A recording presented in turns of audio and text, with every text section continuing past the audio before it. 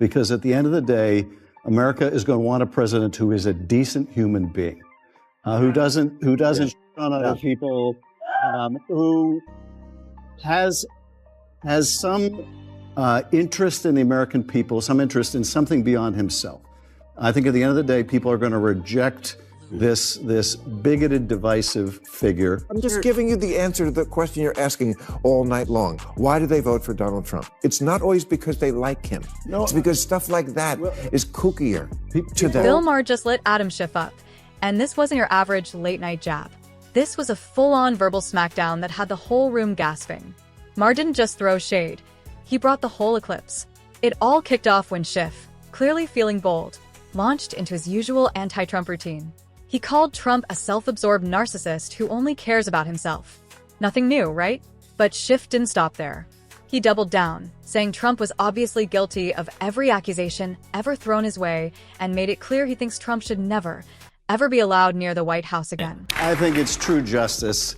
The only thing he cares about is himself and money, and going after the money is a way to bring about some real justice. Then came the drama, with a tone so intense it could have closed a Broadway play.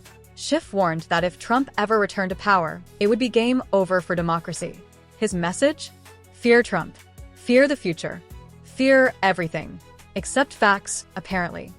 Because while Schiff was busy selling the apocalypse, Maher was sitting there, arms crossed, eyes narrowed, ready to pounce. And when he did, oh, it was brutal. You could practically hear the gears in Schiff's brain locking up. See, the issue with Schiff is this. He plays the same broken record. All doom, no receipts. It's performance over proof, panic over policy. But then, just when you thought he couldn't dig the hole deeper, he dropped a line so outrageous, so painfully self-righteous, it's bound to haunt him. And Maher?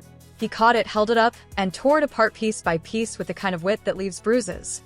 If Schiff thought he was walking into a safe space, he walked into a buzzsaw instead. I don't share your pessimism about this or your pessimism about the general election. The reason why Joe Biden is going to beat Donald Trump is because at the end of the day, America is going to want a president who is a decent human being, who doesn't shit on other people, who has some interest in the American people, some interest in something beyond himself.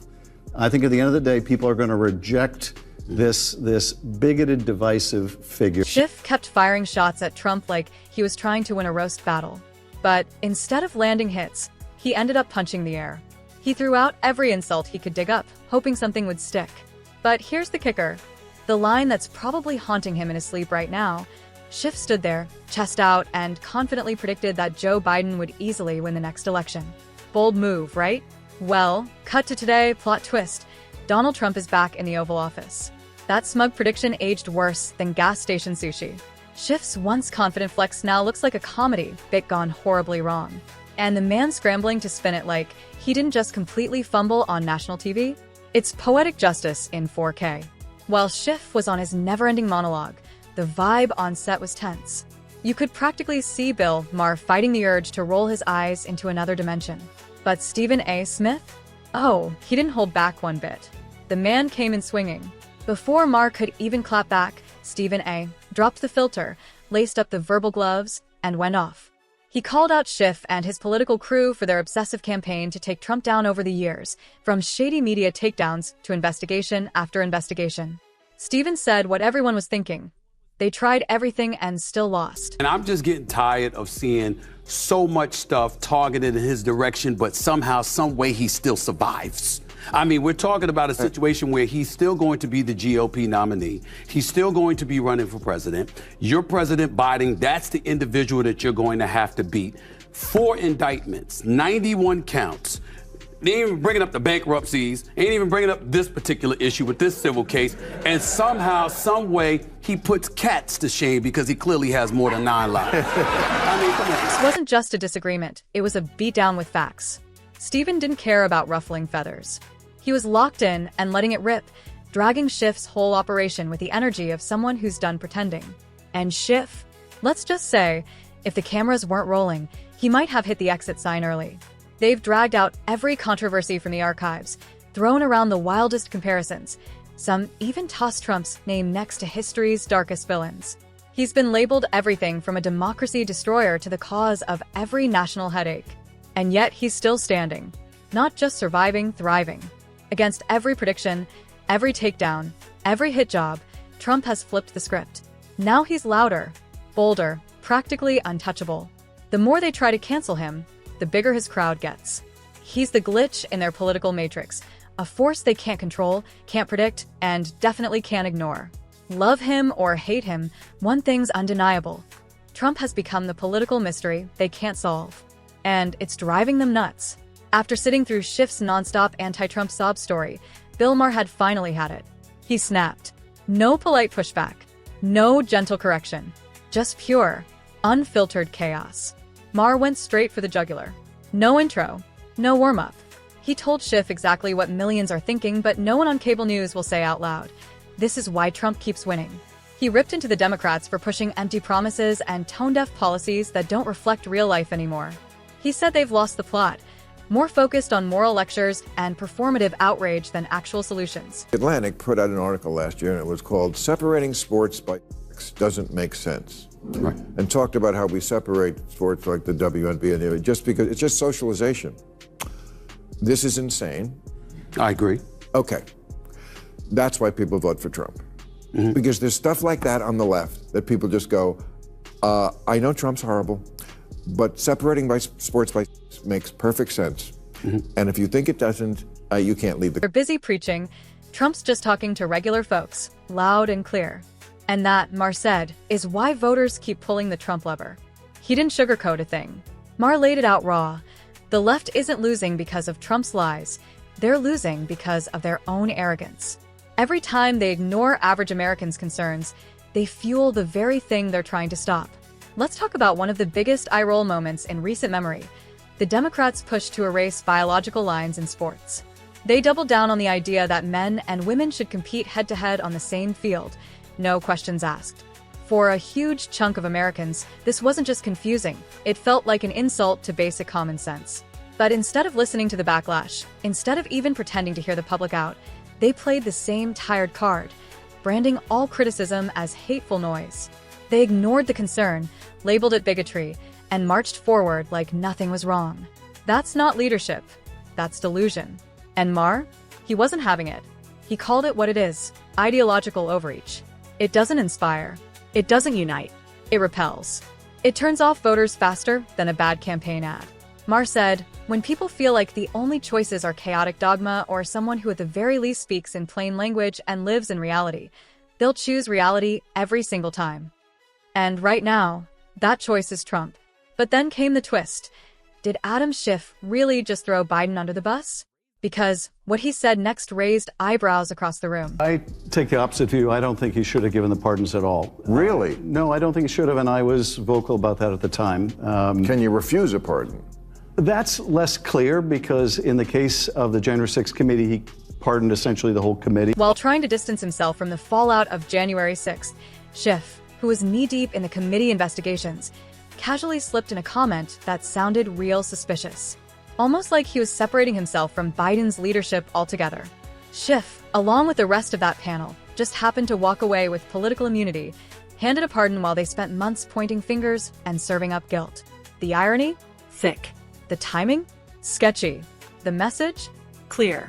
Schiff's playing a new game now, and Biden might just be the next one under the wheels. But here's where it gets real shady. If the January 6th committee was as righteous and fact-based as they claimed, if their findings were so airtight, then why on earth did President Biden feel the need to hand out preemptive pardons like party favors? That move alone raised more questions than it answered. So the FBI came in and arrested the judge. No, I haven't heard that. Maybe I'm wrong, but I don't think I've ever read arrested a judge. So is this significant?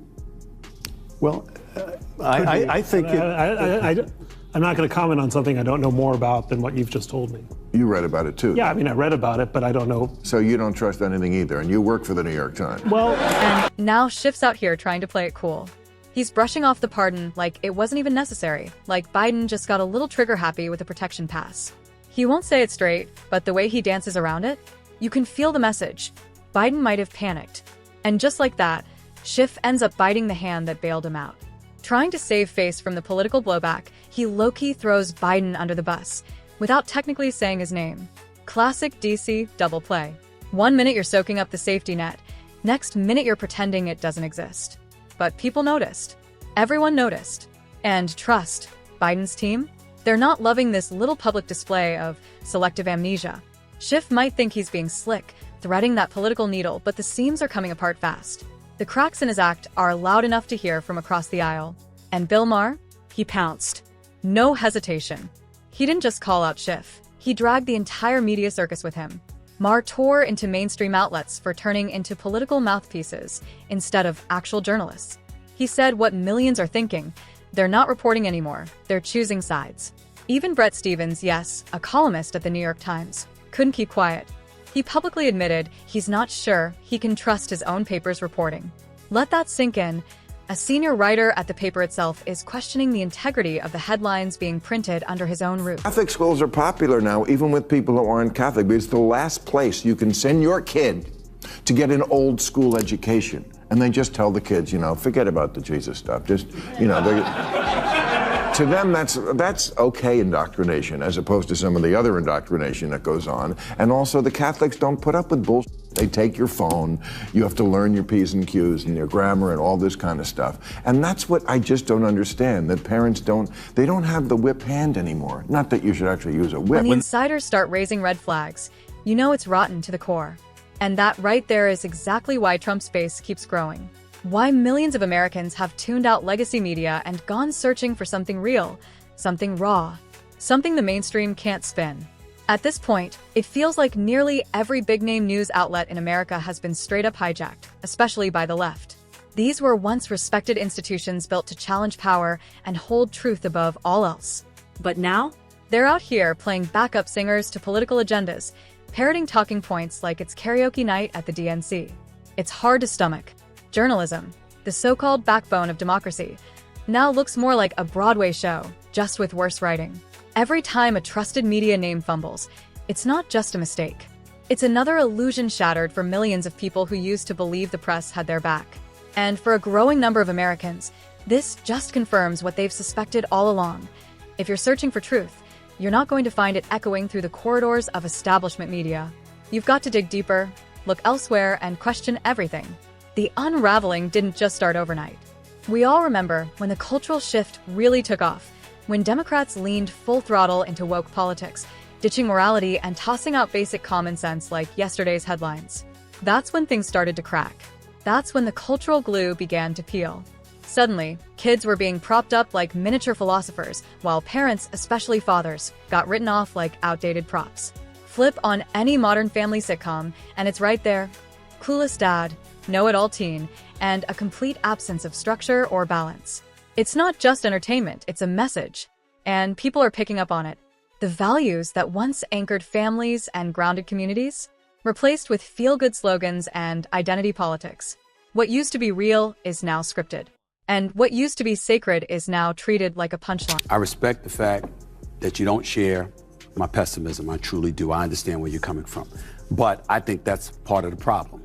I think the Democratic Party should share my pessimism. I think they should be on high alert. I think they need to treat him with the seriousness that it deserves, because you having a lot of faith in the American people. The man did get over 74 million votes. You've got people that are looking at Joe Biden. I'm not going to call him a cognitive mess or anything like that. That's very disrespectful. I would never speak about our president that way. But when you're 82 years of age, it's not offensive to say you're no longer a spring chicken and you don't seem to have. You know the setup by now. The clueless, bumbling dad. The stressed, semi-capable mom just trying to hold it together.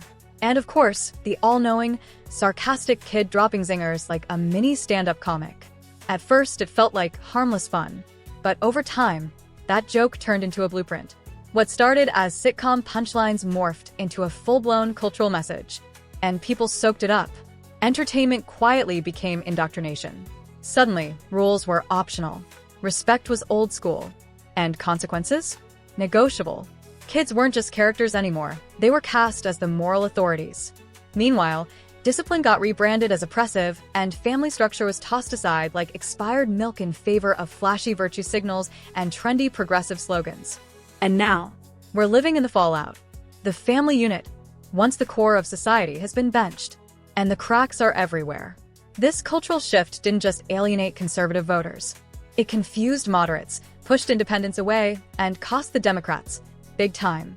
The 2024 election loss wasn't some freak accident. It was years in the making. Don't take our word for it. Even some Democrats admitted it in the run-up. They just didn't say it out loud until it was too late. The reckoning hit hard. Adam Schiff and his crew had spent years pushing a fantasy that Joe Biden was sharp, steady, and fully fit to lead. They swore by it, ignored the signs, deflected every valid concern. They told Americans, there's nothing to see here. But there was. And they knew it. When reality finally broke through the media bubble, it was too late. The narrative cracked, and so did the party's foundation. Biden wasn't the leader the country needed. And deep down, even they saw it. Cue the chaos. With the walls closing in their big fix, Kamala Harris a last-ditch pivot that only made things worse. Her approval tanked, her speeches bombed, and her attempts at damage control turned into punchlines. What was meant to be a comeback turned into a crash landing. In a desperate Hail Mary to salvage what was left of their credibility, the Democrats propped up Kamala Harris like she was their secret weapon. But instead of saving the day, it completely blew up in their faces. Her approval ratings didn't just drop, they tanked like a meme stock on a bad earnings call. Every appearance became another viral punchline. And the leadership she was supposed to bring? It only made the disaster look worse. The so-called party of strategy suddenly looked like they were freestyling with no beat. No vision. No backup plan. Just chaos. They pushed fringe ideologies. Threw logic in the trash. Stood behind a president who was clearly not ready for the moment. And then doubled down when it all started unraveling. With Kamala at the forefront, they managed to alienate the very base they used to depend on. Voters didn't feel seen. They felt insulted. And the frustration voiced by Bill Maher and Stephen A. Smith wasn't just personal. It was national. They said out loud what millions are thinking. Americans are done with the gaslighting. Sick of the stage speeches. Tired of being blamed while the people in power dodge accountability. Trump staying power? It's not some weird political glitch. It's a mirror. A reflection of a country tired of the spin, the lies, the noise. The left tried to control the narrative. But you can't suppress the truth forever. Facts don't care about talking points. And now even voices from their own side are starting to question everything they once defended. That wraps it up for today's video. If this one hit home, smash that like button, drop your thoughts and comments, and make sure you subscribe so you don't miss what's coming next. We've got more truth, more fire, and way more to expose. Thanks for watching, and we'll see you in the next one.